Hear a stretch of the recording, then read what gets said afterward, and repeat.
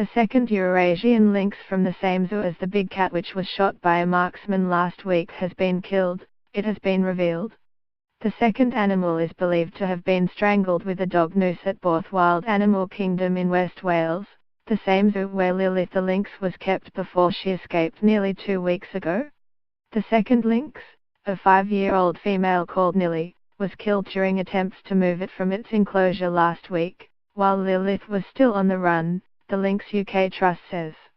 Paul O'Donoghue, Chief Scientific Advisor to the Trust, said both the zoo and Ceredigion County Council knew that Nilly had been killed before Lillith but had not disclosed the information. The animal was reportedly strangled in a fatal error by a worker at the Welsh Zoo. The cat keeper has been put leave pending an investigation. Paul O'Donoghue, Chief Scientific Advisor to the Trust, said he had been dragged into the debacle after hearing rumours on social media that another lynx had been killed. He hit out at incompetence and ineptitude of the owners and staff at the zoo and warned about the poor conditions the animals were kept at. Dr. O'Donoghue claims the lynx have been transferred into small animal enclosures the size of a living room and that he believed there could be further animals escaping soon. The second lynx, a 5-year-old female called Nilly, was killed during attempts to move it from its enclosure last week, while Lillith was still on the run, the Lynx UK Trust says. Nilly, pictured, was strangled to death at Borth Zoo by one of the keepers last week, but news of her death has only just emerged. He said, "I have visited Borth Zoo and had the entire sequence of events explained to me. The levels of incompetence and ineptitude are mind-blowing." The Trust claims Lillith was in a cage with 5 other lynx and was attacked by another cat before she went on the run.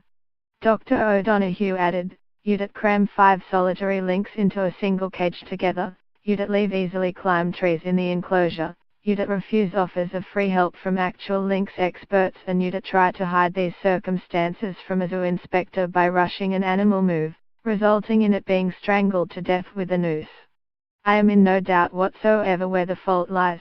Focus on the zoo whose ineptitude placed an unpredictable captive-bred and human-habituated animal loose in the British countryside, then strangled a second to death whilst moving it to cover up their abysmal care practices." He added the Ceredigion County Council were equally to blame for the death of both the animals. Nilly allegedly used a tree that the zoo had failed to cut back to escape the enclosure, and zookeepers with no experience were sent after her. Dr. O'Donoghue, who has experience working in zoos, told Mail Online, "The staff at the zoo are under a lot of pressure. There is a zoo inspection coming up, but from what I saw they are not fit to run a zoo. It's dilapidated, they don't have the right equipment, and the staff do not have the right experience to be looking after these wild creatures. It was disgraceful."